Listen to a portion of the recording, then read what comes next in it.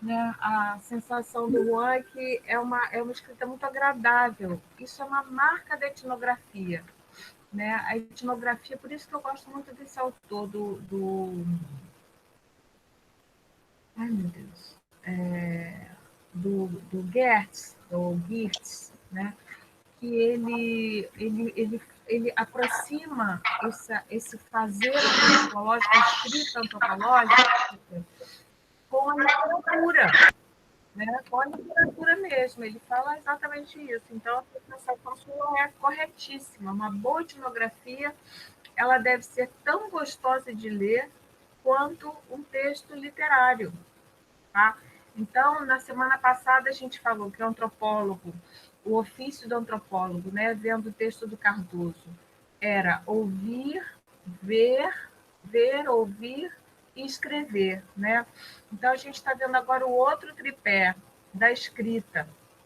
E nesse tripé da escrita, a gente também vê como é que o Foote White vai construindo o trabalho de campo dele, né, que ele dá notícias para a gente, e a gente vê como se faz essa escrita, como é agradável, né? É muito gostoso ler etnografia. Se vocês lerem, bom, a gente vai ler outras etnografias daqui para frente. Deixa eu até ver aqui no nosso programa. Eu acho que daqui para frente são todas etnografias. Não, depois a gente tem entrada no campo, que também é uma etnografia, mas é um relato sobre a etnografia. É bem interessante, sobre a metodologia de etnografia. E depois, todos os outros textos que a gente vai ler, até o final desse curso, eles são etnografias. Tá? Então, são bem gostosos e os outros são... Eu procurei assim montar o curso com autores clássicos para vocês terem contato com esses autores, né, que são importantes na disciplina.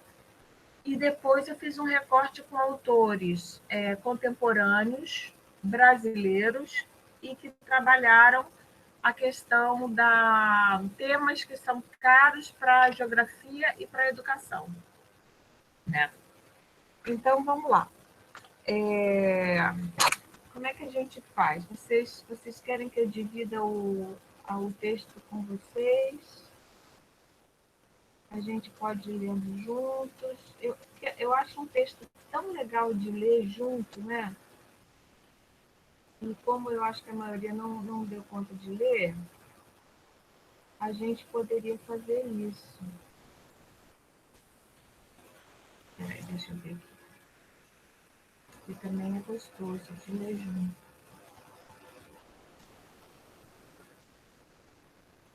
Está muito difícil para vocês manter um ritmo de leitura, de estudo na pandemia, gente? Desculpa, professora, não ouvi direito, estava meio baixo. Está difícil para vocês manterem um ritmo de estudo e de leitura na pandemia ou não mudou muito? Acho que para quem pegou mais disciplinas deve estar mais difícil. Para quem pegou muitas Para quem pegou disciplinas. mais, o quê? Ah, Para quem muitas pegou muitas disciplinas. disciplinas. Bom, tá, estou dividindo aí com vocês então o texto, tô, né? Eu acho que eu vou começar a ler, vou ler para vocês. Eu acho que é gostoso também. Posso lembrar-me ainda da minha primeira saída com Doc. Nós nos encontramos, então esse livro, gente, esse texto é um texto do Fitz White, que faz parte daquele livro que a gente comentou, Sociedade de Esquina, tá? Ele vai trabalhar os imigrantes italianos, a formação das gangues. Esse é o cara que fez aquela aproximação, tá? Que a gente já comentou sobre ele. Posso lembrar-me ainda da minha primeira saída com Doc. Nós nos encontramos uma tarde em Norton Street House e de lá nos dirigimos a um estabelecimento de jogo, 2 quarteirões adiante. Segui Doc ansiosamente pelo beco escuro, atrás de um prédio de apartamentos. Eu não estava preocupado com a possibilidade de uma batida policial. Pensava em como me ajustaria e seria aceito, tá? Então, isso é uma coisa que a gente já comentou, né? que o trabalho do antropólogo, o antropólogo, para fazer observação participante, ele precisa ser aceito no grupo, é a primeira condição, né? E nem sempre isso é fácil. Normalmente não é fácil, porque é um sujeito estranho. Por exemplo, eu fiz uma pesquisa, primeira etnografia que eu fiz por minha conta, assim, sozinha, né, que foi o meu trabalho de mestrado, foi com jogadores de RPG. Eu já falei para vocês isso, com mestres de RPG. E eu queria observar os jogadores jogando, tá? Então, o que eu fiz? Primeiro eu fui num encontro de RPG, a primeira aproximação minha ao campo foi essa.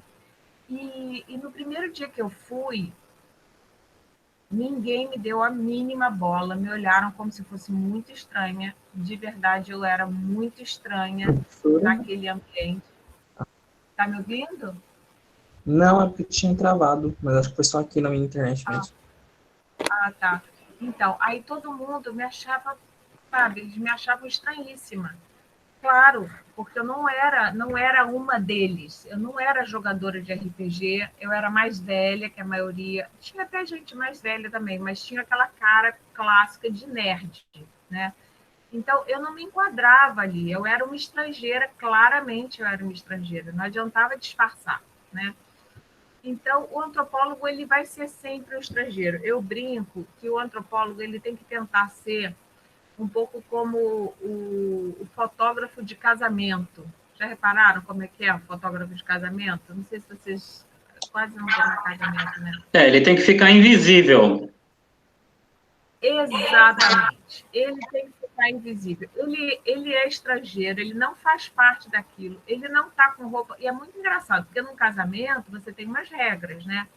Então, você não pode ir de tênis, por exemplo, num casamento, uma cerimônia de casamento, numa igreja e tal. Não é bem, não é esperado isso. Mas o fotógrafo, ele pode ir de tênis, pode ir de calça jeans, né? Ele não precisa estar vestido como convidado, porque ele não é um convidado, tá? Então, foi difícil a minha entrada no campo, até que eu fui conseguindo e, enfim, é uma história complexa, como foi que eu consegui entrar. E depois acabei conseguindo que um grupo me aceitasse e eu fiquei observando esse grupo jogando todo não, mas assim, de 15 em 15 dias mais ou menos, eles marcavam um jogo e me chamavam. Na casa de um deles eu ia e assistia.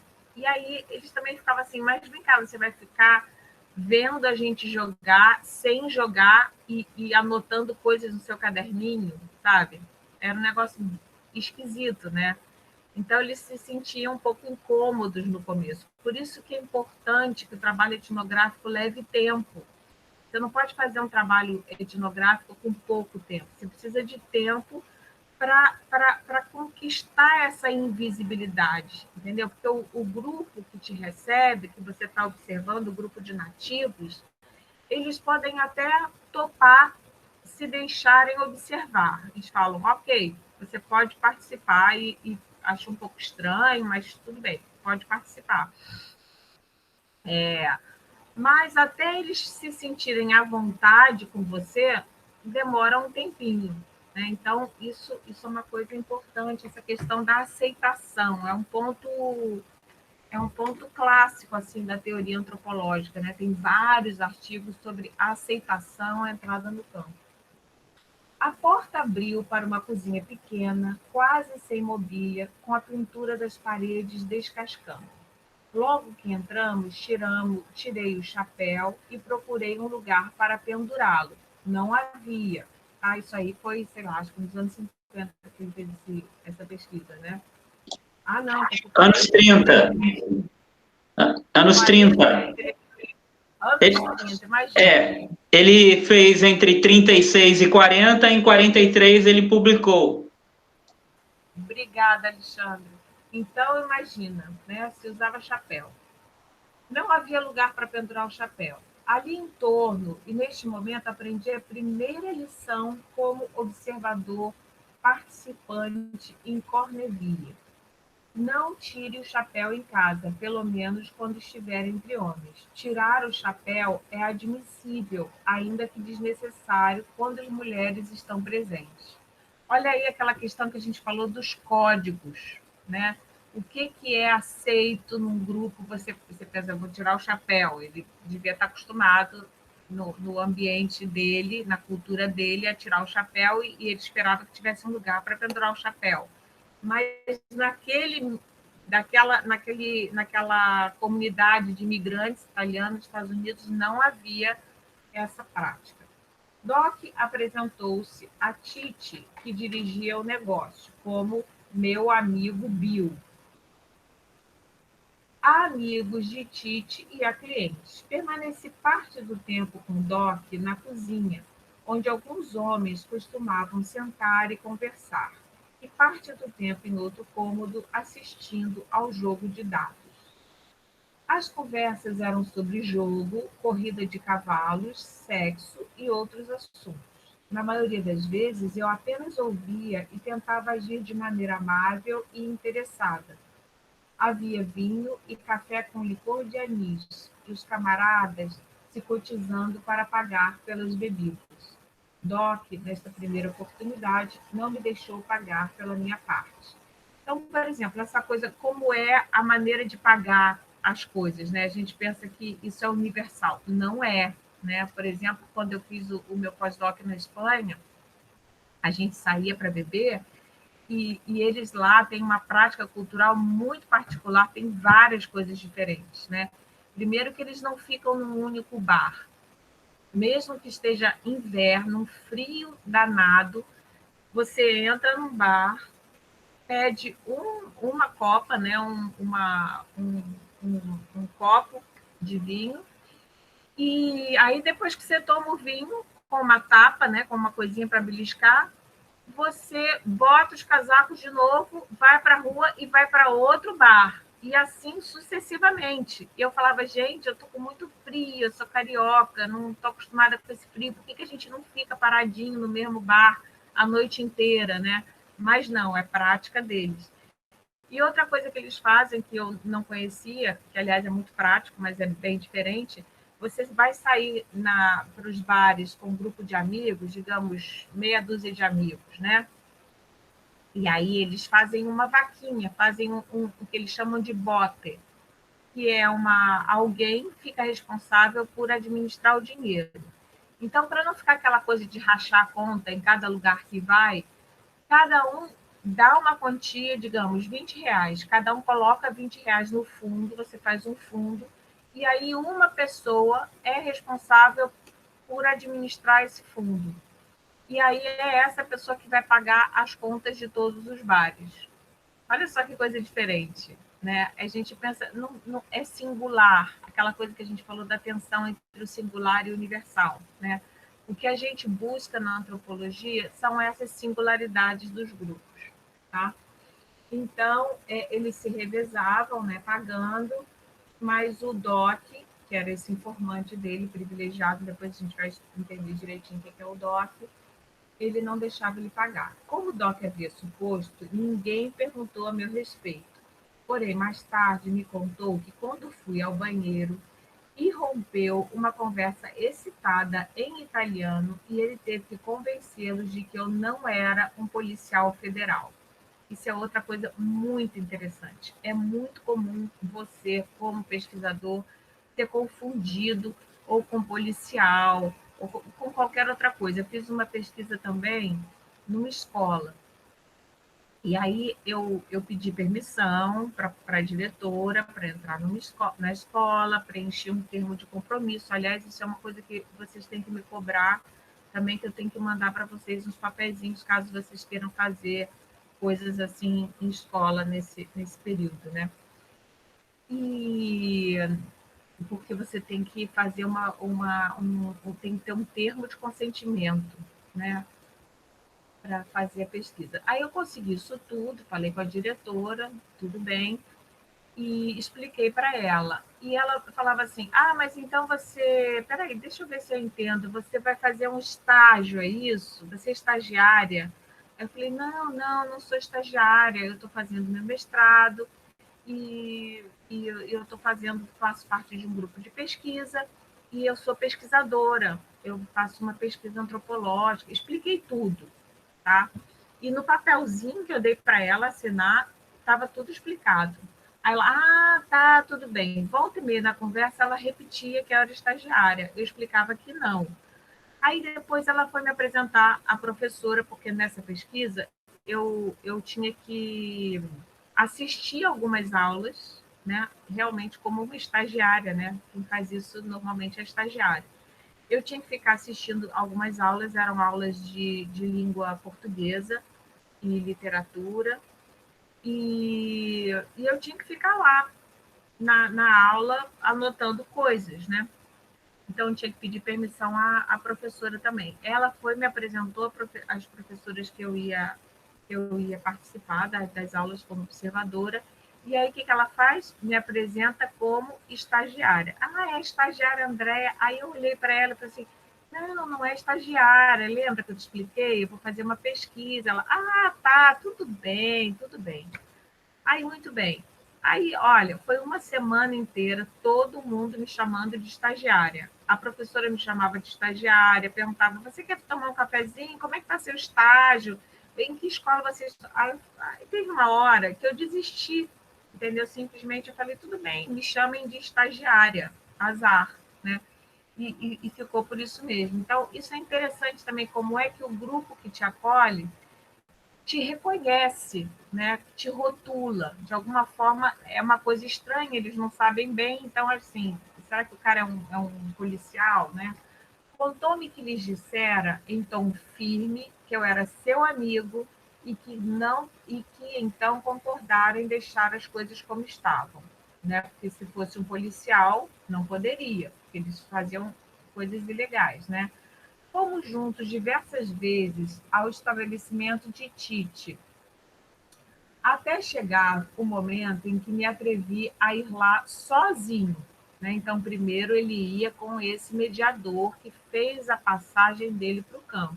Isso é bem legal, você conhecer alguém, né? Eu, por exemplo, nessa história do RPG, eu não conhecia ninguém. Então, entrei com a cara e a coragem, me apresentando, não conhecia ninguém, não tinha uma mediação. Quando fui recebido de maneira natural e amigável, senti que estava começando a ocupar um lugar em Corneville. Quando Doc não ia ao estabelecimento de jogo, passava o tempo fazendo ponto em Norton Street e comecei a acompanhá-lo. A princípio, Norton Street significava apenas um lugar para se esperar até poder ir a alguma parte.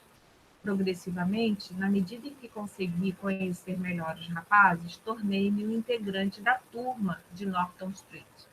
Nessa ocasião, o Clube Comunidade Italiana foi organizado na região de Norton Street e Doc foi convidado a fazer parte dele.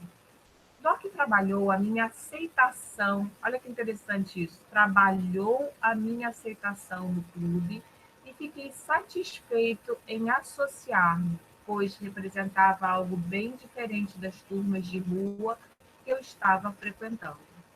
Uma vez começando a conhecer os rapazes de Corneville, também travei conhecimento com algumas moças. Levei uma delas à dança na igreja.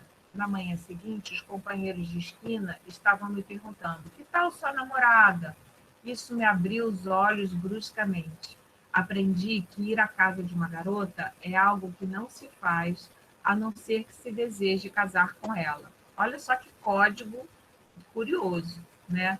A gente nunca imaginaria isso. Ele também não imaginava, era uma coisa diferente, um código particular de um grupo.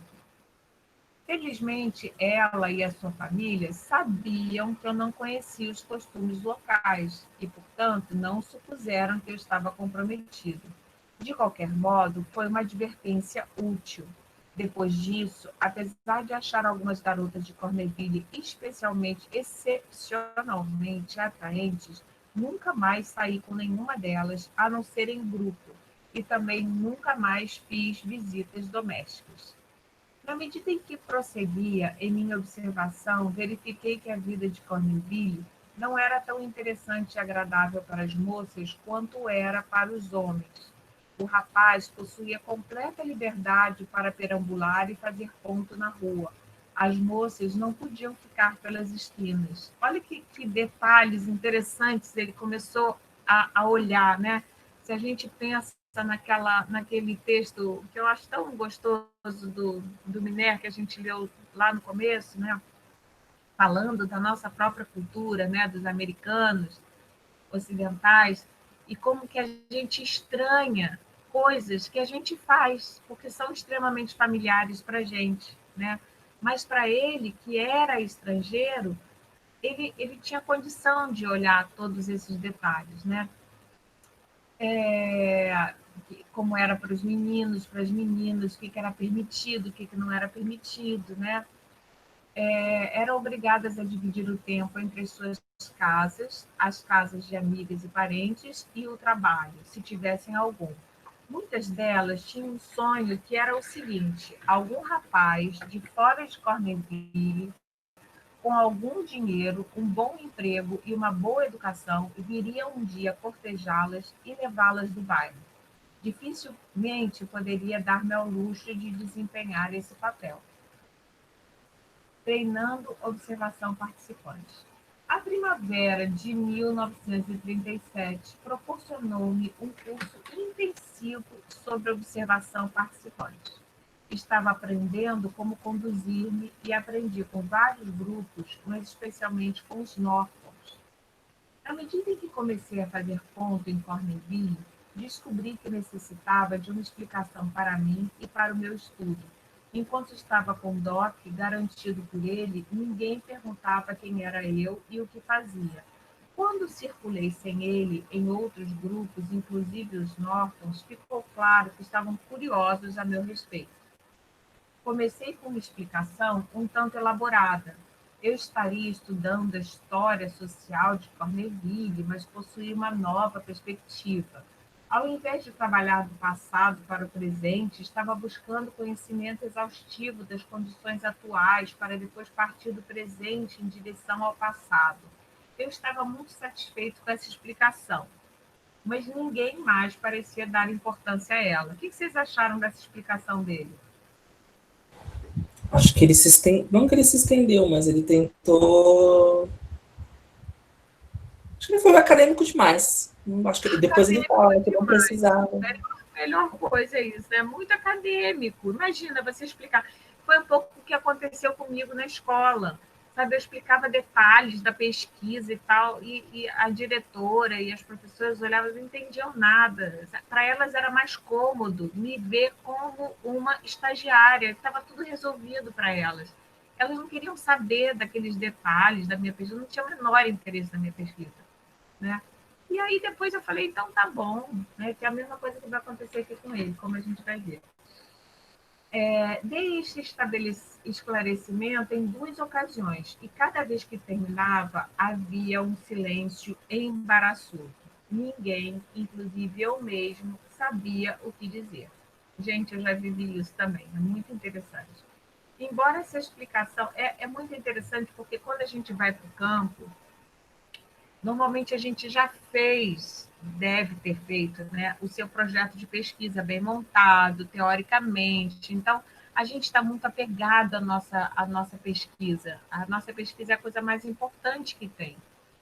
E é muito estranho, porque a gente tem vontade de falar sobre ela, mas para os nativos aquilo não tem a menor importância. E é muito curioso, isso aconteceu com aquela pesquisa que eu comentei com vocês também na favela, né? Que eu saía com os jovens, e eles diziam, mas o que você acha de interessante aqui na comunidade, sabe? Não, é tudo normal, eles falavam, é tudo normal, né? Então, para a gente não é normal, né? Porque a gente está estudando, mas para eles é normal. Embora essa explicação tivesse a vantagem de encobrir qualquer coisa que eventualmente desejasse fazer no bairro, era por demais complicada para ter qualquer significado para o pessoal de Corneville. Logo descobri que as pessoas estavam desenvolvendo a sua própria explicação sobre mim. É o que sempre acontece. eu estava escrevendo um livro sobre Corneville. Foi o que eles entenderam, né?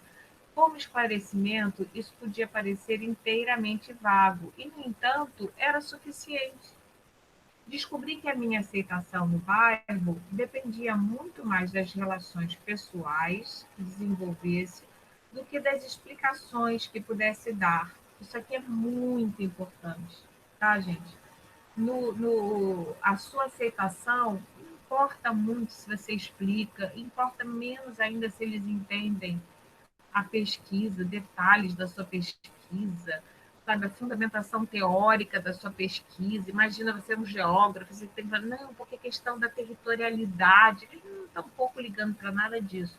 O que importa mesmo é o tipo de relação que você consegue construir com as pessoas. Escrever um livro sobre Corneville seria bom ou não, dependendo da opinião expressa a respeito da minha pessoa. Se eu fosse uma boa pessoa, o projeto era bom. Se não fosse, nenhuma explicação poderia convencê-los de que o livro era uma boa ideia. Claro que as pessoas não satisfaziam sua curiosidade simplesmente dirigindo-me perguntas diretas. Elas recorriam a Doc, por exemplo, e lhe perguntavam a meu respeito. Doc então respondia as perguntas e Lise restabelecia a confiança no que fosse necessário. Aprendi logo cedo, na minha estada em Corneville, a importância crucial de obter o apoio. Então, olha só, eu falei para vocês da pesquisa que eu fiz sobre os primórdios da UF em Angra, né? Daquele primeiro curso, legendário curso, que vocês já devem ter ouvido falar. Então, eu comecei a minha pesquisa sobre TCC nesse grupo, tá? Desse currículo experimental e tal. E quem é que foi a minha informante especial? Eu já contei para vocês, uma pessoa que vocês conhecem, que é a Márcia Mesquezi. Por quê? Porque a Márcia Mesquezi tinha sido secretária desde o começo do curso em Angra, em 1992. Então, ela é informante perfeita. E ter ficado amiga dela foi muito importante. Por quê? Porque os professores, olha que interessante que aconteceu. Os professores, os antigos professores fundadores do curso de Angra tinham muito preconceito e muita aversão mesmo a todos os professores novos que entraram depois para o concurso para trabalhar especificamente em Angra. Por quê? Porque eles não tinham a menor simpatia, tinham mesmo bastante antipatia.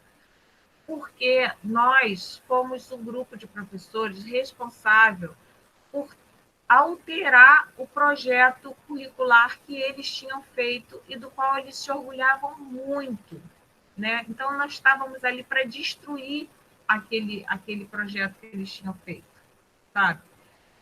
Então, eles olhavam com muita desconfiança. E a Márcia, então, fez esse meio de campo, entendeu? Então, eu ter conquistado a confiança da Márcia, e não foi uma coisa falsa, foi uma coisa verdadeira, porque a gente tinha muitos pontos em comum e tal, e tinham interesses em comum, então foi muito legal, foi uma sorte, né? E ela pôde me informar várias coisas e também agiu dessa forma, porque as pessoas falam, mas essa Andréia aí, o que ela é, não sei o quê, e aí de vez em quando eu sentia que ela limpava um pouco a minha barra, né?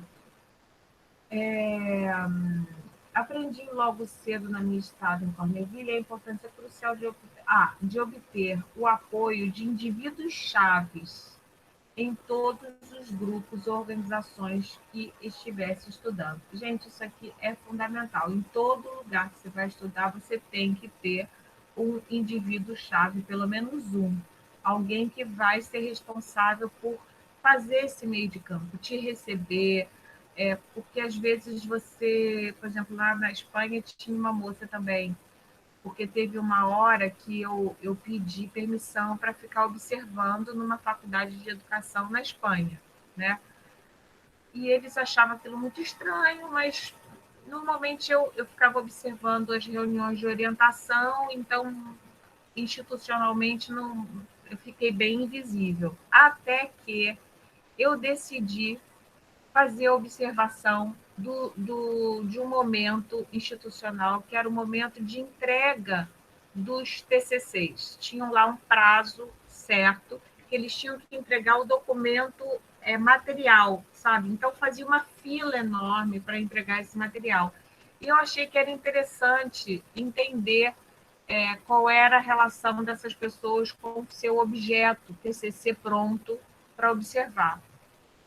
Então, eu fiquei ali observando e depois eu decidi entrar na secretaria onde se fazia a entrega para observar. Perguntei à secretária se eu podia observar. Ela falou que achou um pouco estranho, mas deixou eu ficar lá observando.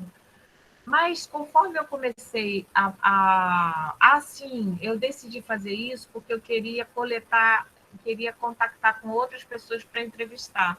E eu achei que era uma coisa legal e contactar pessoas que estavam. Ai, meu Deus, eu tenho que escrever isso tudo no meu, no meu trabalho. Eu já escrevi bastante coisa disso. Eu achei que era importante eu contactar com novas pessoas e essa era uma forma legal de eu encontrar pessoas que tinham terminado o TCC, porque eram aquelas pessoas que estavam entregando o TCC. Só que aí eu fui assistindo depois também as apresentações, que eram públicas, mas na real quase ninguém assistia. E aí eu comecei a ser vista, né? Porque eu estava em todos os lugares. E eles começaram a ficar incomodados. Até que um dia eu cheguei, isso eram várias semanas que eu estava fazendo observação. Aí um dia eu cheguei para fazer essa observação e a secretária falou assim, muito rispidamente: você, qual o seu nome? Eu falei, eu sou a professora Andréia Pavão, estou fazendo pesquisa, sou do Brasil, não sei o quê. Pois o diretor quer falar com você. Você tem permissão para fazer a pesquisa? Eu falei, ele me apresentou já, eu tinha sido apresentada a ele pela professora tal, papapá. E aí eles fechou o tempo geral, começaram a fazer milhões de perguntas, por quê? O diretor se sentiu incomodado, achando que eu pudesse fazer um trabalho falando mal do curso, entendeu? Era a preocupação dele, né? Se eu estava fazendo algum tipo de avaliação, aí eu tive que explicar tudo. E nessa situação que foi bem, bem difícil da minha estadia lá, né, do meu trabalho de campo, e sempre acontece alguma merda assim, desculpa a palavra, mas sempre acontece, justamente a professora que me fez o contato inicial, que me botou no campo, que me apresentou as pessoas, ela foi fundamental também para resolver o mal-estar. Né? Então, é sempre importante a gente ter uma pessoa que apresenta a gente e tal. Ao invés de tentar explicar a minha presença a cada um, descobri que estava fornecendo mais informações sobre minha pessoa e meu estudo a líderes como Doc do que daria espontaneamente a qualquer rapaz de rua. Sempre tentei dar a impressão de que estava propenso e ansioso por contar sobre o meu estudo, quanto qualquer pessoa quisesse saber, mas era somente com os líderes de grupo que me esforçava para fornecer informações completas. Isso é uma estratégia muito inteligente. Não precisa você ficar explicando tudo para todo mundo, né? Você explica para os líderes e eles próprios vão difundir. Porque as pessoas vão aos líderes perguntar quem é você. Meu relacionamento com o Doc mudou rapidamente neste primeiro período de Corneville. A princípio, ele era apenas um informante-chave e também meu protetor. Na medida em que passamos mais tempo juntos, parei de tratá-lo como um informante passivo. Discutia com ele francamente o que estava tentando fazer, que problemas me confundiam e assim por diante. Muito do nosso tempo era gasto na discussão de ideias e observações, e deste modo Doc tornou-se, no verdadeiro sentido do termo, um colaborador de pesquisa. Isso aí também é interessantíssimo, eu já contei para vocês. A Márcia também colaborou bastante, tinha várias coisas que eu entendia mal, e ela falou, não, André, não é isso não, tem aqueles professores que não querem nada com orientação, tem trabalho copiado. Ela foi me explicando as coisas assim, né? Que ela entendia de dentro, tá? E, e também aconteceu comigo no caso do RPG também, que eu já falei para vocês, que o cara que era escritor de jogos também brasileiro, ele me explicou várias coisas importantíssimas que eu não tinha menor, por mais que eu observasse, eu não teria condições de entender. Na verdade, essa minha tese, ela ficou dividida nas categorias que esse meu informante me deu, ele que me deu. As 3 gerações de mestres de RPG, explicando como é que era cada uma e tal, e como cada uma se relacionava com a cultura escrita. A consciência da natureza do meu estudo estimulou o Doc a procurar sugerir dados que me interessassem. Frequentemente, quando eu pegava no apartamento onde morava com a irmã e o cunhado, me dizia: Bill, você deveria ter aparecido a noite passada, teria ficado interessado. Começava então a contar-me o que havia sucedido. Tais relatórios eram sempre interessantes e relevantes para o estudo. Doc achava essa experiência de trabalhar comigo interessante e divertida, ainda que o relacionamento tivesse suas desvantagens. Uma vez comentou: Você, desde que apareceu aqui, tem me cansado bastante. Agora, quando faço qualquer coisa, tenho que pensar o que Bill White gostaria de saber a respeito disso e como explicar-lhe. Antes eu agia por instinto. Olha que declaração linda essa. Ele virou coautor. Ele virou coautor, né? E é muito interessante. Olha só essa frase aqui, olha. Antes eu agia por instinto. Ele, essa coisa que a gente fala, né? Que a cultura ela não é natural, não é instintiva, mas ela é tão arraigada na gente desde que a gente nasceu que parece um instinto, né? Parece que é natural tirar o chapéu, andar, cuspir no chão, dar um tapinha e aí, camarada, falar. Mas não é, nada disso é natural, tudo isso se aprende. Então, é interessante, lembrando daquele texto do Gilberto Velho, que aqui, o que o Bill White, o que o Doc está dizendo? Está dizendo que ele próprio mudou a posição subjetiva dele em relação ao próprio grupo nativo, ao qual ele era nativo. Ele já não era mais um nativo como os outros, né? Ele passou a ser um nativo com um jeitão de antropólogo também, né? Ele pegou o jeito da pesquisa. De qualquer modo, Doc não parecia considerar isso uma desvantagem séria. Na verdade, sem ter qualquer treino, era um observador a tal ponto perspicaz que bastava um pequeno estímulo para ajudá-lo a tornar explícito muito da dinâmica da organização social de Corneville. Algumas interpretações que fiz são mais dele do que minhas, ainda que agora seja impossível distingui-las.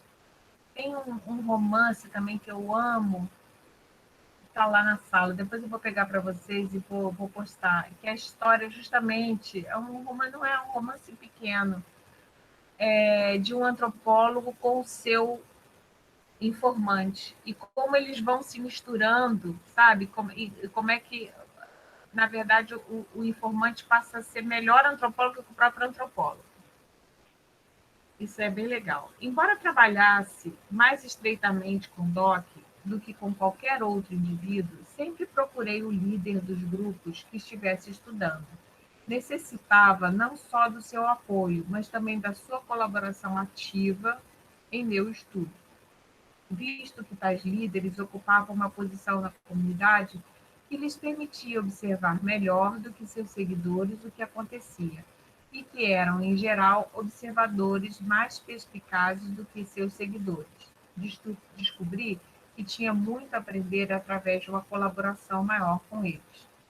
Eu havia sido treinado nos métodos de entrevista a não discutir com as pessoas ou julgá-las, né? Coisa que a gente já comentou aqui. Mesmo que você esteja entrevistando um super fascista, um super machista, homofóbico, horroroso, você não tem que julgar. Difícil, mas tem que ser assim. Isso corresponderia às minhas inclinações pessoais. Estava disposto a aceitar as pessoas e a ser aceito por elas. De qualquer modo, esta atitude não transpareceu muito nas entrevistas, porque fiz poucas entrevistas formais. Olha aí, Alexandre, a história que você comentou, né? Como a gente consegue ele nem precisou fazer muitas entrevistas formais. Por quê? Porque o trabalho dele de ver e ouvir e coletar declarações espontâneas foi tão legal que para que ele ia fazer entrevista? Né? A entrevista a gente faz, às vezes não precisa, né? Você pode fazer só observação. Procurei demonstrar essa disposição para aceitar as pessoas e a comunidade através de minha participação cotidiana. Aprendi a tomar parte nas discussões de rua sobre beisebol e sexo. Isso não requeria um treinamento especial, pois estes temas parecem ser de interesse quase universal. Um parênteses aqui, no grupo de RPG se falava muito dessa literatura, isso de vampiros, né? De coisas medievais, de lutas e tal. E eu não sabia nada, nada disso, de fantasia, esses autores não conhecia. Eu me lembro que uma vez um cara, ele falou para mim assim, nossa, mas a que mundo você pertence? Ele perguntou para mim, que mundo você pertence? Você não conhece nada disso, você nunca leu essas pessoas. Eu falei, não li. Não vi o filme, não tinha visto vampiro. Aí comecei a procurar essas coisas, né? Para poder me integrar um pouquinho. Mas nunca querendo se passar por um nativo. Isso é ridículo. Não tem como. A gente não é nativo mesmo. Tá? Aprendi a tornar a discussão. Não estava apta a participar tão ativamente das discussões sobre corrida de cavalos. Comecei a acompanhar as corridas de maneira vaga e amadora. Estou certo de que deveria ter dado mais atenção ao Morning Telegraph e a outros jornais de corrida. Ainda assim, meu conhecimento de beisebol me garantia participação nas conversas de esquina. Embora me esquivasse de expressar opiniões a respeito de temas delicados, descobri que discorrer sobre certos assuntos fazia parte do padrão social e que dificilmente alguém poderia participar de um debate sem se envolver. Frequentemente surpreendia-me. Então, outra coisa que vocês estão vendo aqui, um pesquisador, um antropólogo, não é um pesquisador neutro, né? Ele vai dar sua opinião, vai emitir sua opinião, vai participar, não tem neutralidade. Frequentemente surpreendia-me envolvido em discussões acaloradas, porém afáveis, sobre o mérito relativo de alguns dos principais jogadores e empresários de beisebol. Sempre alguma moça ou grupo de moças descia a rua. Os companheiros das esquinas anotavam mentalmente. Não, peraí, desculpa. Sempre que alguma moça ou grupo de moças descia a rua, os companheiros da esquina anotavam mentalmente e mais tarde discutiam as avaliações feitas sobre os garotos. Esses julgamentos, em geral, tendiam a ser em termos das formas das mulheres, e eu ficava satisfeito por argumentar que Mary era mais bem feita do que Anne ou vice-versa.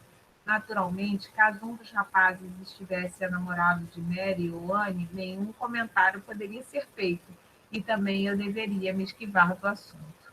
Olha quantas delicadezas, quantas sutilezas nesses códigos culturais de um determinado grupo, que a gente não pode nem imaginar, né? Então, quando a gente entra num grupo, a gente tem que pisar em ovos, porque você tem que, aos pouquinhos, entender o que é bem. Quer dizer, se ele não fizesse nenhum comentário, que é um comentário machista, né? Pô, aquela ali é gostosa, bem feita, nossa, que bunda bonita que ela tem, alguma coisa desse tipo. Se ele não fizesse nenhum comentário, não era bem visto. Mas ele não poderia fazer comentários de uma moça de quem algum dos garotos estivesse afim, né? Às vezes eu duvidava se fazer ponto nas esquinas era processo suficientemente ativo para ser dignificado pelo termo pesquisa. Isso também é muito interessante, né? Até que ponto você está fazendo pesquisa ou não. Talvez devesse fazer perguntas aos rapazes. No entanto, é preciso aprender o momento apropriado para perguntar. assim como o que perguntar. Gente, esse texto é uma maravilha. Isso aqui é uma aula, tá? Você não pode, tem gente que faz antropologia e hoje em dia, com os tempos muito curtos, né?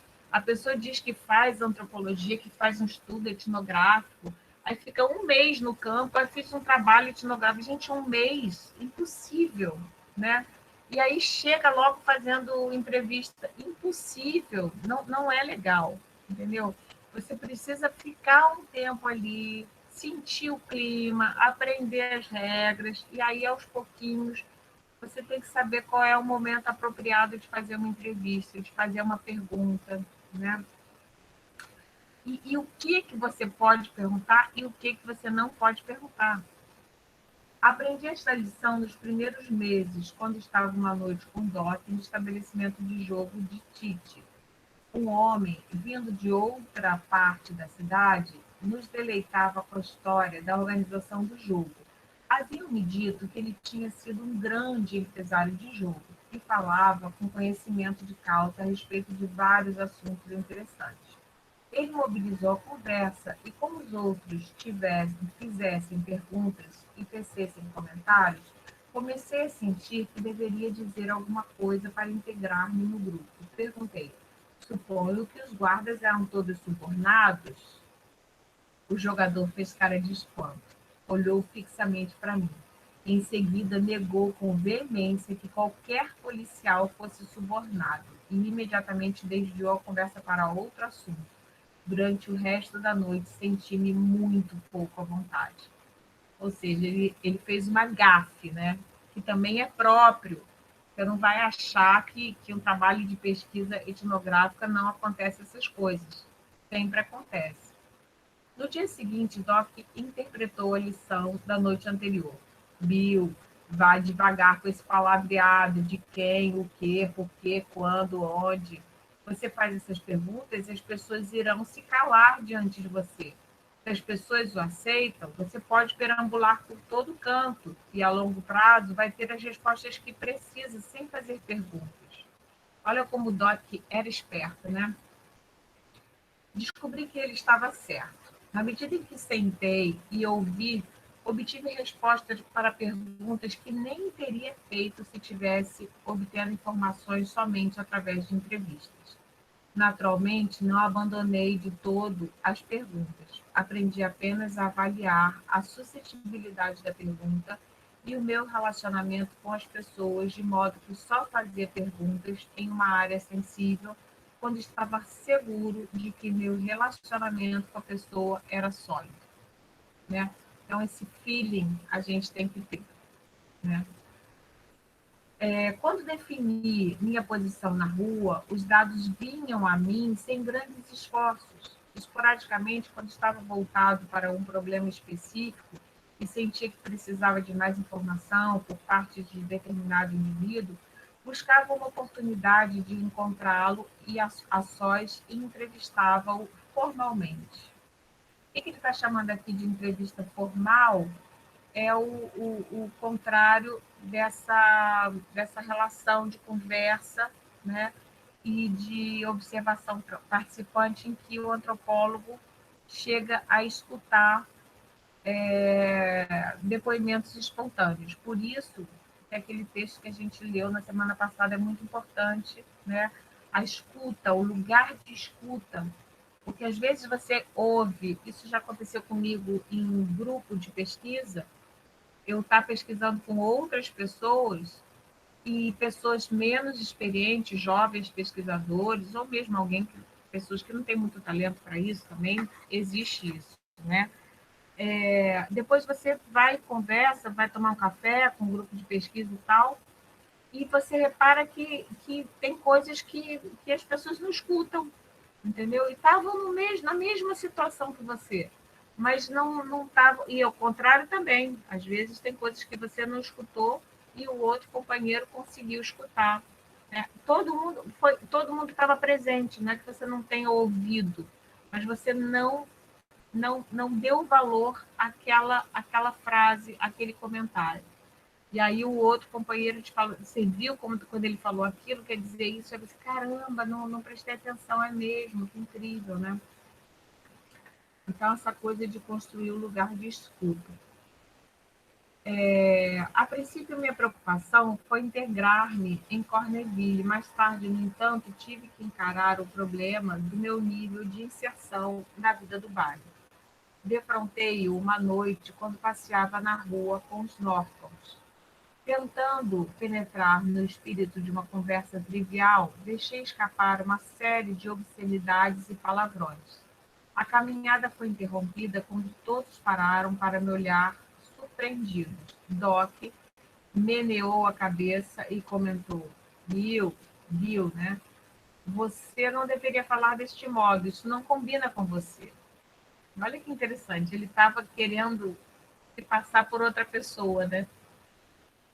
Procurei explicar que estava apenas empregando termos usuais na rua. Doc, no entanto, insistiu que eu era diferente e que desejava que eu continuasse assim, né? Ele não deveria se tornar um nativo. Olha que bonito isso, né? O antropólogo ele nunca vai ser um nativo, ele não tem que fingir que é um nativo, ele não tem que ser um nativo, ele tem que ficar na dele, né? Não se chocar com os palavrões, mas não ficar tentando falar como os nativos, porque é ridículo. Essa lição teve um alcance maior do que o uso de obscenidades e palavrões. Descobri que as pessoas não esperavam que eu fosse igual a elas. Na verdade, sentiam-se atraídas e satisfeitas pelo fato de me acharem diferente, contanto que eu tivesse amizade por elas. Tá? E aqui, Juan, a gente lembra daquele comentário que a gente fez há umas aulas atrás sobre o trabalho do Bourdieu, né? E a observação que ele fez no Miséria do Mundo, né, no capítulo final, um comentário sobre metodologia, onde ele fala que defendia no começo, né, que as entrevistas fossem feitas por iguais. Lembram que eu comentei isso aqui? E Sim. depois, pois é, e aí depois uma outra pesquisadora francesa falou assim, isso aí não tem jeito, vai ter uma desigualdade mesmo. O problema da desigualdade é você abusar dela. Sabe? Eu cheguei a essa conclusão. Desigualdade tem sempre. O problema é o uso ou o abuso que a pessoa pode fazer dessa diferença, né? Desse poder que existe por conta dessa diferença. Em consequência, parei de esforçar-me por uma integração completa. Não tem integração completa.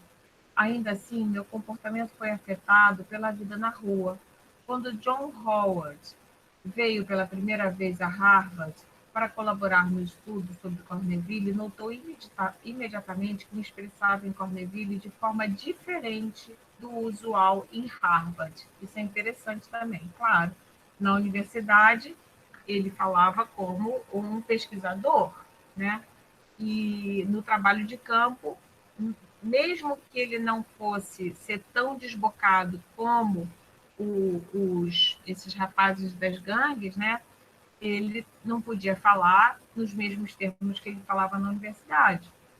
O problema não era o emprego de palavrões ou obscenidades, nem de expressões gramaticais incorretas. Eu me expressava de um modo que me parecia natural, mas o que era natural, isso é muito importante, olha, o que era natural em Corneville não era em Harvard, e vice-versa, né? O que era natural em Harvard não era natural em Corneville, né? Vocês não reparam isso na vida de vocês também? O que é natural na universidade não é natural na casa da gente, no churrasco, em outros grupos, na igreja, né? Em Corneville, eu falava mais entusiasticamente, engolindo os finais e gesticulando muito. Naturalmente, havia também diferença no vocabulário que utilizava. Enquanto estava profundamente envolvido em Corneville, durante as minhas visitas a Harvard, me via de língua travada. Eu simplesmente não podia manter discussões sobre relações internacionais, natureza da ciência e assim por diante, nas quais antes me sentia à vontade. Na medida em que fui aceito pelos Nortons e por diversos outros grupos, procurei ser bastante agradável para que as pessoas ficassem satisfeitas por me terem perto. Ao mesmo tempo, tentei não influenciar o grupo, uma vez que desejava estudar a situação afetando-a menos possível com a minha presença. Essa coisa de fotógrafo de casamento, né? Tentando ser um pouco invisível, mas também sem ser, sem desejar a neutralidade que é impossível. Deste modo, durante minha permanência em Corneville, evitei aceitar cargos ou posições de liderança em quaisquer dos grupos, com uma única exceção. Uma vez fui nomeado secretário do Clube Comunidade Italiana. Meu primeiro impulso foi declinar da nomeação, mas depois refleti que o trabalho de secretário é normalmente considerado um trabalho inferior, escrever minutas e responder a correspondências. Aceitei e descobri que podia escrever um relato completo do desenrolar da reunião enquanto esta ocorria, sob o pretexto de fazer anotações para as minutas. Olha que prático, né? Porque um inconveniente do trabalho de campo, especialmente nessa época que você não tinha celular, é como você registrar, você tomar notas, né? Então, normalmente, o antropólogo, ele vai para o campo com um caderninho, né? E aí eu orientei o trabalho de uma menina, que é muito interessante, um TCC que está lá no IEA, que eu já comentei com vocês sobre crianças bagunceiras, né, com mau comportamento. E ela reparou que ela era mal aceita no recreio, onde ela ficava observando as crianças, quando ela anotava no caderninho. E que as crianças não se incomodavam em nada quando ela ficava mexendo no celular. Então, ela passou a fazer as notas do diário de campo dela no celular, sabe? E todo mundo achava ótimo, achava normal, achava uma pessoa normal, uma pessoa que fica mexendo no celular, né? Então, eu acho que o celular hoje em dia é uma boa coisa para a gente fazer pesquisa, né? Ainda que me esquivasse de influenciar indivíduos ou grupos, tentei ser útil no sentido em que se espera auxílio de um amigo em Corneville. Quando um dos rapazes tinha que ir ao centro com uma incumbência e queria companhia, eu ia junto. Quando alguém estava tentando obter um emprego e tinha que escrever uma carta, eu ajudava a escrever, etc. Esse tipo de comportamento não acarretava problema, mas quando a questão era dinheiro, não ficava claro de que modo deveria comportar-me.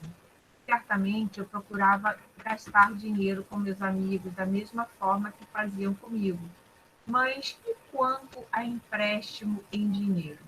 Em um barco como este, espera-se que um homem ajude os seus amigos sempre que possível, e com frequência o auxílio desejado é financeiro. Em diversas ocasiões emprestei dinheiro, mas sempre senti-me apreensivo. Por exemplo, essa questão do dinheiro, é, o empréstimo de dinheiro é uma prática cultural que varia, né, de lugar para lugar, mas que ela pode ser descrita, pode vir a ser, com certeza já, eu nunca li, mas deve ter alguma etnografia sobre isso, né? Sobre as regras do empréstimo, né? O que acontece quando você, por exemplo, todo mundo já teve essa experiência, quando você empresta dinheiro para alguém, quando alguém empresta dinheiro para outra pessoa, a pessoa que empresta, ela passa, adquire o direito, né, de controlar as finanças daquele que pediu emprestado. Não é verdade isso? Então, por exemplo, se você empresta dinheiro para alguém que diz assim, poxa, André, estou precisando de dinheiro, que eu estou ferrado, eu estou com cartão atrasado, você pode me emprestar aí 100 pratas? Aí eu falo, tá, tudo bem, te empresto. Mas aí depois, se você vê essa pessoa com uma roupa nova, você se sente no direito de repreendê-la, né? Então, a relação, vocês reparam como a posição subjetiva, quando entra o trato do empréstimo, ela muda completamente. São várias nuances culturais que a gente a gente não se dá conta até você ter o olhar antropológico, que aí você começa a perceber esses detalhes, né? Em um bairro como este, em diversas ocasiões emprestei dinheiro, mas sempre senti-me apreensivo. Naturalmente, a pessoa se sente agradecida no momento do empréstimo, mas e depois? Como se sentirá quando é preciso pagar e não pode fazê-lo? Às vezes fica embaraçada e tenta fugir de sua companhia. Nessas ocasiões, procurei tranquilizar a pessoa e dizer-lhe que não estava preocupado com o fato, ou mesmo para que esquecesse a dívida. Mas isso não resolvia o problema e o mal-estar permanecia. Aprendi que é possível fazer um favor a um amigo e prejudicar o crescimento desta ligação. Não conheço nenhuma solução fácil para este problema. Estou certo de que existirão momentos em que seria imprudente para o pesquisador recusar-se a fazer o empréstimo pessoal. Por outro lado, estou convencido de que, quaisquer que sejam seus recursos financeiros, não deve procurar oportunidades para emprestar dinheiro e, sempre que puder, evitar fazê-lo de maneira cordial. Eu, por exemplo, nunca tive problema assim com empréstimo de dinheiro, mas nessa parte da pesquisa que eu fiz na Espanha, aconteceram várias coisas interessantes, né? Mas uma delas é que chegou um momento, no começo eu tinha dificuldade de contactar os professores para entrevistá-los, né? Aos poucos, eles foram comentando entre si nas reuniões de professores, né? Que tinham sido entrevistados por mim, que eu era legal, que não sei o quê, tá.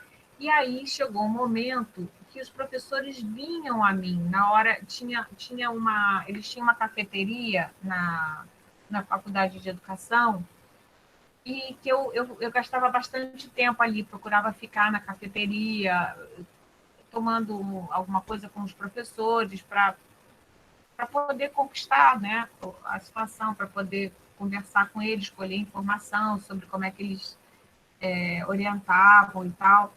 E aí chegou um momento que eles vinham a mim se oferecer a participar da pesquisa.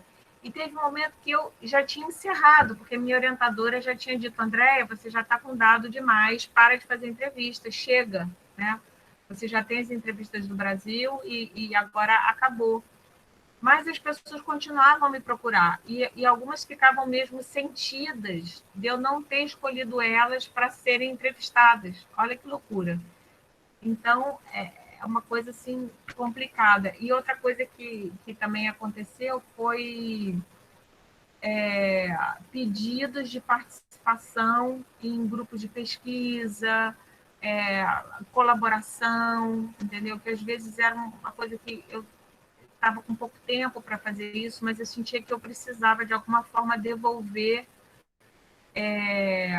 alguma coisa para eles, por eles terem sido tão gentis comigo, de me acolherem, de darem entrevista, de abrirem. Imagina, você permitir que uma pessoa estrangeira faça observação da sua reunião de orientação com o aluno, é uma coisa muito, muito delicada, né? Eu ter conseguido isso foi uma coisa incrível. Quando o pesquisador está tentando participar de mais de um grupo, seu trabalho de campo se complica. Pode acontecer que os grupos entrem em conflito e, assim, esperar-se-á do pesquisador uma definição. No meu caso, quais eram os grupos? O grupo dos professores e o grupo dos alunos, né? Então, de que lado eu estava, sabe? Porque os alunos falavam mal de alguns professores que orientavam mal, que não respondiam, né? E os professores também falavam mal de alguns alunos e tal. Então, às vezes eu tomava café com os professores, às vezes eu tomava café com os alunos. Então, de que lado eu estava? Isso era um pouco complicado. Isso aconteceu na primavera de 1937, quando os rapazes organizaram uma partida de boliche entre os Nortons e o Clube Comunidade Italiana.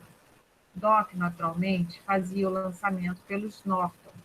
Felizmente, minha capacidade de lançamento nessa época não estava aprimorada o bastante para ser requisitado por nenhum dos dois times, e pude, assim, ficar como espectador, que é a melhor posição para um antropólogo. Desta posição, tentei aplaudir imparcialmente os bons lançamentos de ambos os times, mas temo que se tornou evidente a minha torcida mais entusiástica pelos Norton. Olha que dificuldade que ele se envolveu. Enquanto estava com os membros do clube comunidade italiana, não senti necessidade de defender os rapazes da rua de comentários depreciativos. No entanto, houve uma situação embaraçosa quando eu estava com os rapazes da rua e um estudante parou para falar comigo. No decorrer da discussão, ele disse: Bill, estes camaradas não podem entender o que estou dizendo, mas estou certo de que você pode. Senti nesse momento que era preciso dizer algo. Respondi-lhe que estava subestimando os rapazes e que universitários não eram as únicas pessoas sabidas. E saiu muito bem, né? Embora a observação correspondesse à minha opinião pessoal, estou certo de que foi justificada por razão estritamente prática. Minha resposta não abalou os sentimentos de superioridade do rapaz, nem destruiu o nosso relacionamento. Por outro lado, tornou-se evidente, logo que ele nos deixou, o quanto a afirmação dele havia atingido os rapazes. Ficaram algum tempo tecendo comentários negativos sobre o mesmo, e depois disseram que eu era diferente, que apreciava isto, e que eu sabia muito mais do que o rapaz, embora não o demonstrasse. Né? Então, essa coisa de ser diferente é importante, né? De ser bem visto. Se você não consegue essa confiança no grupo que você vai estudar, desiste, porque não vai rolar. Minha primeira primavera em Corneville permitiu o estabelecimento de uma posição sólida na vida do bairro. Eu estava lá há algumas semanas apenas quando o Doc declarou: Você está tão ligado a esta rua quanto este poste de luz. Provavelmente o evento mais significativo da minha aceitação em Norton Street tenha sido o jogo de beisebol que Mike Giovanni organizou contra um grupo de adolescentes da rua. Eram os velhos jogadores que tinham obtido vitórias gloriosas no passado contra os jovens que despontavam. Mike designou-me uma posição no time, que não era uma posição chave, ficava colocado no campo direito, mas pelo menos eu estava entre eles. Quando chegou a minha vez de rebater, na última metade do nono turno, o score estava empatado. Haviam 2 jogadores fora de campo e as bases estavam completas. Assim que me coloquei, eu não sei nada de beisebol, não sei se vocês sabem também, mas sei lá, a gente tem a lembrança assim de algum filme americano, né, que tem esse negócio das bases, não sei como é que funciona. Assim que me coloquei para rebater, ouvi alguns companheiros sugerirem a Mike minha substituição. Mike respondeu-lhes em voz alta para que eu pudesse ouvir: Não, confio no Bill White, ele se sairá bem. Deste modo, com a confiança de Mike me impulsionando, errei 2 rebatidas e aí golpeei firme, rasteiro, entre a segunda base e a mais próxima. Pelo menos foi por onde me contaram que a bola passou. Estava tão preocupado em chegar à primeira base que não soube depois se consegui alcançá-la por equívoco ou sorte. Aquela noite, quando descemos para o café, Dani presenteou-me com um anel para tornar-me um companheiro e um bom jogador de beisebol. Eu estava particularmente comovido com o anel, pois tinha sido feito à mão. Dani havia tirado do seu jogo um dado perfeito cor de âmbar e durante longas horas usou a brasa do cigarro para fazer nele um orifício e arredondar-lhe os cantos, de modo a tomar a forma de um coração na parte de cima. Prometi aos meus amigos que sempre guardaria o anel com cuidado. Emocionante essa parte, né? Talvez eu devesse acrescentar que o ataque vitorioso... O pior é quando a gente vai embora. Foi triste quando eu saí lá e tive que fazer as despedidas. Talvez eu devesse acrescentar que o ataque vitorioso à base teve como score 18-17, evidenciando não ter sido eu o único a rebater a bola. Não obstante, experimentei a sensação maravilhosa de ter correspondido à expectativa a meu respeito, o que me fez sentir ainda mais que fazia parte de Norton Street. Tão logo coletei os primeiros dados, tive que escolher um modo de organizar as anotações escritas. Olha isso, é uma coisa muito importante que a gente viu o Cardoso falando para a gente na semana passada, né?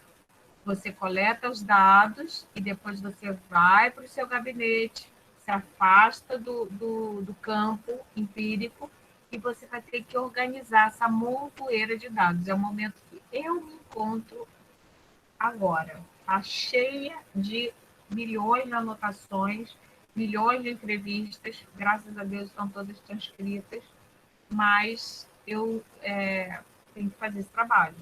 E como é que você vai juntar e por onde, qual vai ser o estilo? É uma questão de estilo, né? Como é que você vai organizar, vai dividir por categorias? Como é que você vai apresentar ao leitor esses dados?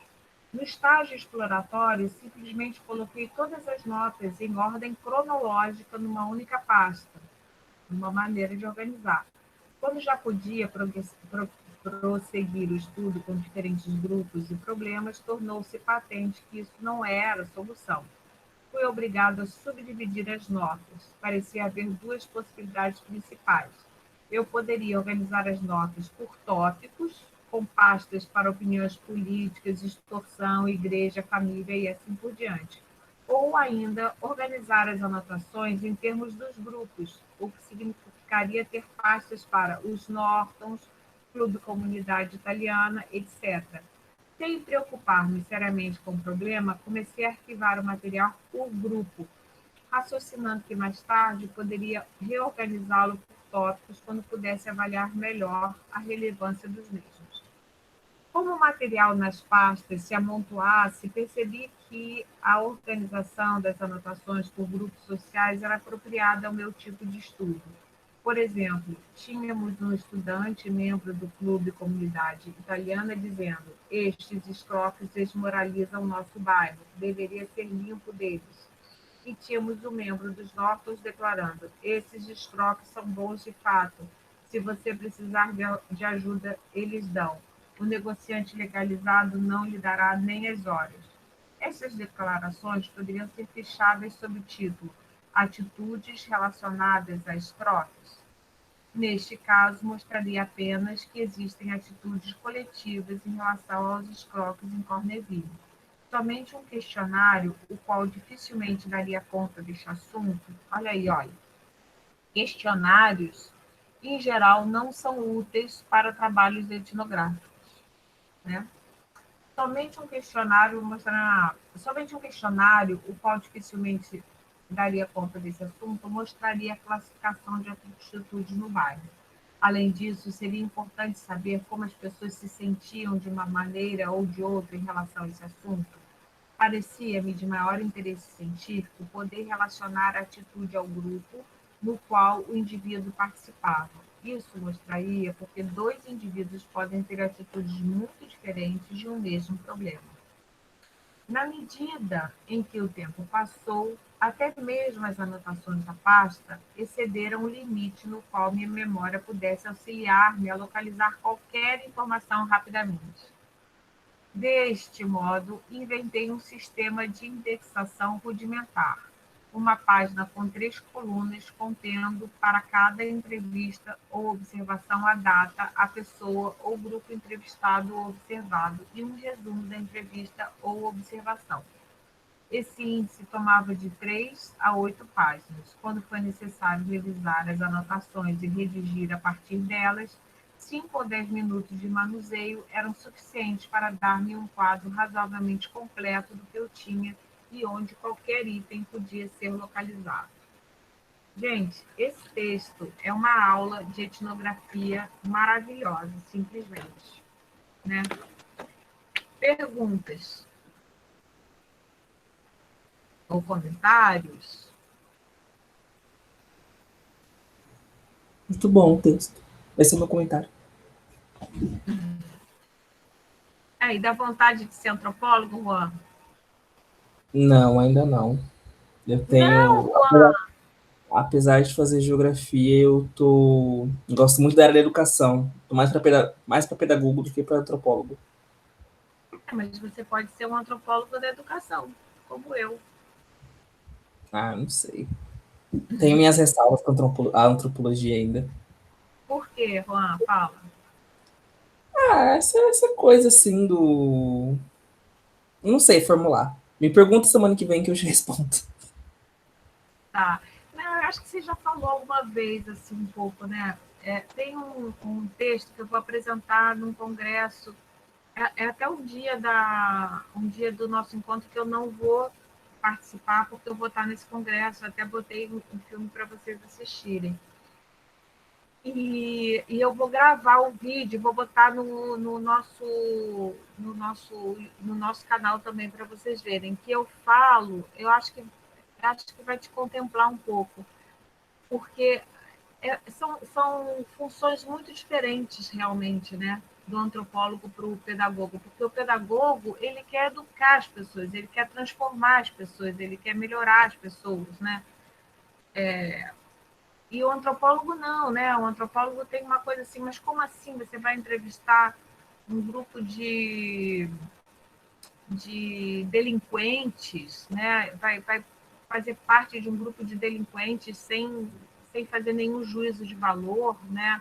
Um grupo que é machista, que trata mal as mulheres e, assim, é complicado mesmo, né?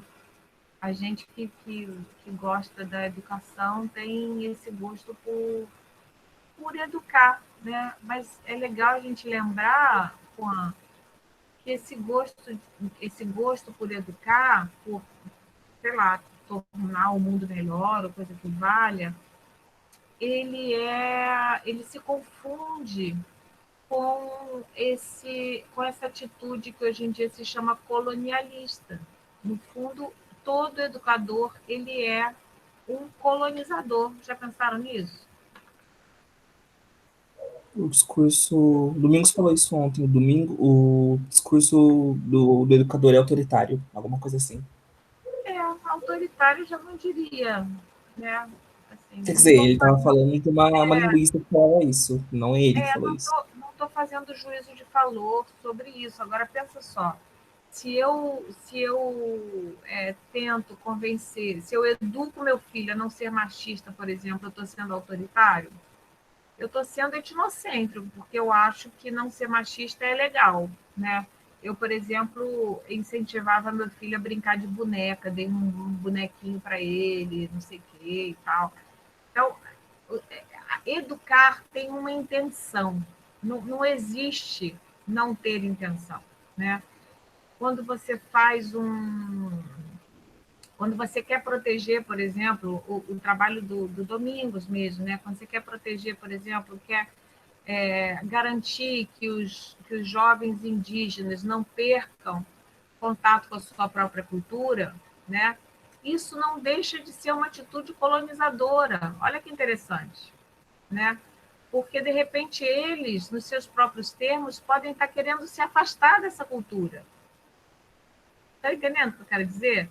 Ou seja, você tem um ideal. A educação, ela sempre tem uma coisa, não, ela não trata com o real, ela trata com o ideal.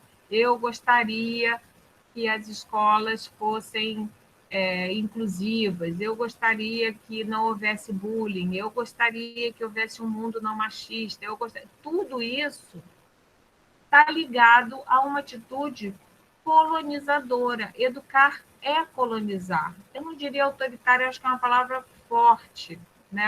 Acho que autoritarismo é abuso de poder, né? Agora, é, a pedagogia ela é coercitiva por natureza. Mas, gente, se não fosse isso, né, o mundo seria como? Seria barbárie, cada um fazendo o que quisesse. Ainda bem que a gente se educa, né? Eu acho maravilhoso a educação. Agora, a antropologia ela não pretende educar ninguém. Ela quer conhecer o estrangeiro nos seus próprios termos, né? E às vezes isso pode ser bem difícil realmente, né? Mas não deixa de ser fascinante, eu acho.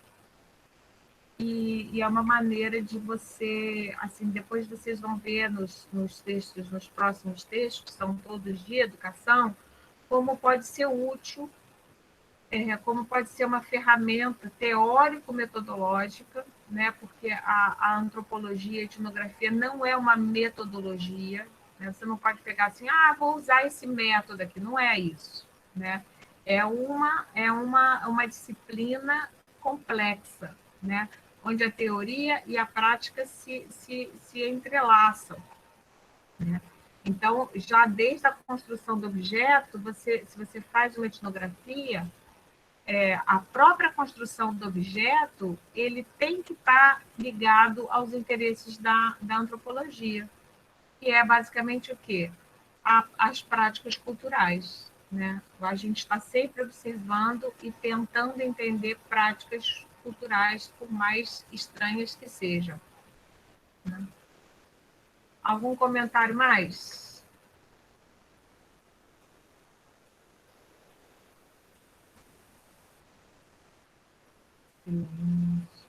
Alexandre, que é sempre tão falante. Não, também a gente não precisa ser todas as exceções que estão falando. Quer falar alguma coisa, Alexandre? Não, não. Eu acho que é, a etnografia ela acaba se tornando apaixonante para quem faz, quando realmente você consegue descobrir um tema e atingir aquele ponto. E aí você vai se envolver dessa forma como o Kurt White ele fez, né? Ele se impregnou daquela comunidade italiana, né? Não sendo parte dela, né? Tanto que ele comenta, né? Que a partir de um determinado momento, quando ele voltava para a faculdade, ele gesticulava tanto quanto um italiano, né? Da Norton Street. Então, é você realmente encontrar um tema. E eu acho que, nesse momento, a gente fica assim, vou procurar, ou sobre o quê, né, que eu vou tratar, de forma que eu sinta prazer e consiga tirar o máximo daquela pessoa. Parei de ouvir, Alexandre. Bom, eu estava falando justamente isso, né? É de que, nesse momento, a gente... Está me ouvindo? Não estou ouvindo nada.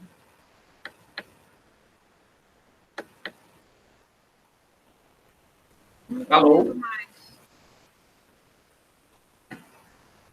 O meu sinal... O meu sinal... Agora fechei, abri. Não estou ouvindo. Eu estou te ouvindo, Alexandre. Estou ouvindo também. Será que é o problema do Alexandre? Não, o Tamires também está falando, eu não estou ouvindo. Eu estava falando. Eu fechei para alguma coisa, peraí. Agora. Alô? Tá falando? Opa, agora voltou, Alexandre. Eu tinha comentado que, nesse momento, o que a gente está interessado é realmente encontrar um tema apaixonante, em que nós possamos desenvolver isso de uma forma prazerosa também. Uhum, com certeza, com certeza. E também, assim, lembrando que é uma disciplina, né? São poucos meses de contato. É uma disciplina, assim, que o objetivo é oferecer uma degustação para vocês, né? Não, ninguém vai se transformar em antropólogo em 3 meses, né? Mas vocês vão ter a oportunidade de conhecer aí os autores chaves, né? Os conceitos chaves, e saber, se quiserem buscar isso, se quiserem se aprofundar, já vão saber mais ou menos o caminho, né? Por onde ir. Tá bom, gente? Vamos ficar por aqui então hoje? Semana que vem, nós vamos estudar um texto que é muito bacana também, que é de um autor também muito... um Bill, também é William, Corsaro, o nome dele. Ele estuda crianças, né? Um antropólogo também americano, ele estuda crianças. E aí a gente esse texto dele, eu acho interessantíssimo, da semana que vem, que ele vai contar como é que foi a entrada dele no campo também, estudando crianças. Ele estava estudando crianças muito pequenas, né? E aí, quais são as estratégias, como é que ele foi fazendo a entrada dele no campo, sendo estrangeiro e tal. E ele faz uma parte na Itália também não, né? Porque o Footy White não era na Itália, mas era um grupo italiano. E outra parte nos Estados Unidos, né? Outra escola nos Estados Unidos. Então, é bem legal também, e a gente vai começando, então, a se aproximar da antropologia da educação. Tá bom, gente? Professora, Fala, Abigail. boa noite. Tinha uma atividade para entregar. Sim. Eu não consegui fazer. Teria como eu ainda entregar ela? Tem sim. Tem sim. Tudo bem. Tá? Obrigada. Gente, eu preferia só, se vocês pudessem, dar preferência a mandar os trabalhos pelo meu e-mail da UF, tá? Que é o Andréia Pavão, iduf.br. Tá ok? Eu acho que eu enviei por esse. E eu ia até perguntar se faz sentido o meu trabalho. Eu fiquei um pouco. Não Depois tem que eu enviei, problema. depois. Juan, não tem problema nenhum, é isso, sabe? O negócio é ir fazendo o trabalho. O trabalho não tem que estar perfeito. Aliás, o trabalho não vai ficar perfeito nunca, né? Aí a gente vai fazendo e vai experimentando e aceitando o retorno da professora, no caso, né? A minha leitura, que eu vou orientando vocês, mas eu só posso orientar vocês na medida em que vocês me entregam o material, né? Sim. Então, não tenham medo, não precisa estar perfeito, não precisa nem. Enfim, pode estar completamente errado, não faz mal, né? E aí, justamente, eu vou orientando, não tem problema nenhum, mas eu preciso, para poder orientar vocês, eu preciso saber o que vocês estão pensando, para eu poder ajudar, né? Caso tiver algum equívoco e tal, eu poder ajudar, como eu fiz com a Tamires, que foi ótimo, né? O primeiro trabalho da Tamires estava bem bola fora, assim, do que a gente estava querendo. E aí eu dei as orientações e rapidamente ela reordenou o trabalho dela e já encontrou um caminho bem legal, né? Então, assim, é claro, gente, vocês não vão fazer um trabalho como o Footy White, não vão fazer um trabalho como o William Corsaro, sabe? Vocês vão fazer um coverzinho de uma pequena experiência etnográfica, né? Ainda mais nesse período, que é mais difícil também, né? Fazer etnografia durante a pandemia, mas dependendo, vocês podem pegar temas que têm a ver com a pandemia, né? Aproveitar isso. E vão tentando, não tem problema nenhum. É a primeira experiência de vocês, tá bom? E aos pouquinhos construindo o que a gente chama de olhar antropológico, tá bom? Professora, Fala, Tamires. eu gostaria de tirar uma dúvida, mas assim, você pode encerrar se puder ficar a gente, não tem importância não. É uma dúvida que eu estou a respeito do trabalho. Fala, você acha que não é legal falar para todo mundo, não? Não, posso falar, mas assim, pode falar, não tem problema não. Posso falar. Então fala, porque é interessante. A questão é a seguinte, você pediu falou que interessante seria eu fazer sobre a turma do meu filho, né? E aí, na quarta-feira passada, houve um incidente, né? Eu estava acompanhando a aula, como mãe, agora como, né, antropóloga, e aí o meu filho, ele não tem uma boa coordenação motora, então ele não copia. Então, todas as atividades os professores mandam em PDF, eu imprimo e ele cola no caderno e ele faz atividade. E aí, isso acontecendo desde abril, quando eles voltaram a estudar. E aí, na aula de português, na quarta-feira, a professora falou para ele, Del, eu estou mandando para sua mãe o PDF para poder ela imprimir, fala para ela. E aí levantou uma das coleguinhas da classe e começou a questionar, mas assim, de maneira totalmente grosseira, o porquê que ele era, tinha que ser, para ele tinha que ser cópia e eles tinham que copiar. Que aquilo era uma palhaçada, que a professora estava de gracinha, que ele estava tirando vantagem, que ele não era melhor que ninguém, que todo mundo paga a escola a mesma mensalidade. E ela começou a falar assim, você vê que era como se fosse um adulto que estava falando aquilo dali. E aí, na hora, assim, aí ele ficou assim, mãe, tá tendo barraco com o meu nome. Ainda falou assim. E aí, assim, eu ia abrir o áudio e falar com ela, mas eu falei, pô, não, vou tirar a autoridade da professora se eu fizer isso, a professora que tem que falar. E aí o áudio da professora começou a picotar, e a professora não conseguia falar, eu sei que ficou uma confusão. E aí teve a coordenação, tudo, a respeito disso, e assim, aí eu já peguei aquele ranço da menina, falei, caraca, cara, poxa, estuda com ele há 4 anos, e aí eu falei com meu marido, né? Eu falei, poxa, como é que eu faço meu trabalho agora? Porque eu não estou conseguindo, assim, focar do lado antropológico, eu tô só aquela parte de mãe, entendeu? Porque foi com meu filho, se fosse com uma outra criança, eu poderia até ver um outro lado, tudo, mas foi com ele. E aí a professora mandou pedir desculpa, e ela falou que não ia pedir desculpa, que ela não estava arrependida, e foi, assim, uma confusão. E aí eu falei para o meu marido, falei assim, eu acho que eu não vou botar isso. Aí ele falou, se eu fosse você colocava, porque eu acho que é uma das melhores partes aí que você tem que colocar, mas eu não sei como botar essa questão, porque eu estou muito nesse lado do sentimental. Gente, interessante, hein, o problema da família. O que vocês acham? Quem acha alguma coisa?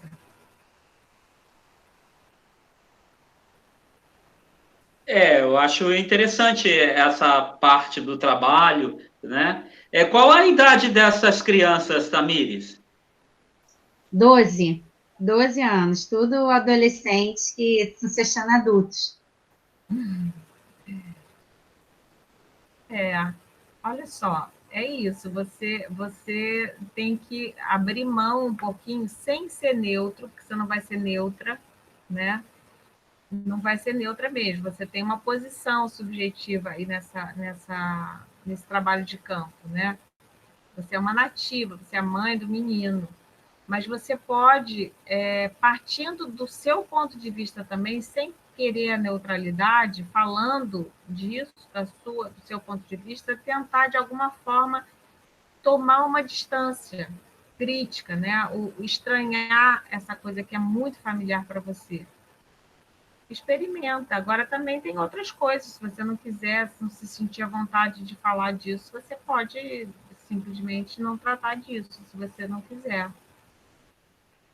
Aí você sente.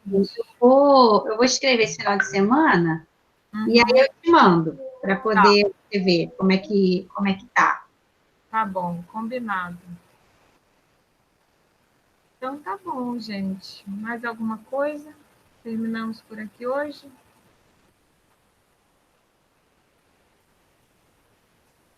Sim? Acho que terminamos. Então tá bom. Então, boa noite para vocês. Um prazer sempre estar com vocês aqui. E semana que vem a gente se vê de novo. Tá bom? Uma boa noite. Boa noite. E, gente, tenta ler os textos daqui para frente, eles são muito agradáveis. Eu fiz questão de ler esse para vocês, para quem não conseguiu ler, né? Eu posso fazer isso também sempre, se vocês quiserem. Eu adoro ler em voz alta. E a gente vai comentando. Se vocês gostaram, vocês comentem também. Se não gostaram, se acharam chato. Mas tentem ler, porque são textos muito. Esse outro texto do Corsaro é uma delícia, é uma maravilha, muito divertida, muito alegre, tem um espírito de humor muito bom, né? Então acho que vale a pena, tá bom? Então tá, gente. Beijinho, boa noite para vocês. Tchau. Tchau, professora, boa noite. Boa noite. Boa noite. Boa noite, Abigail.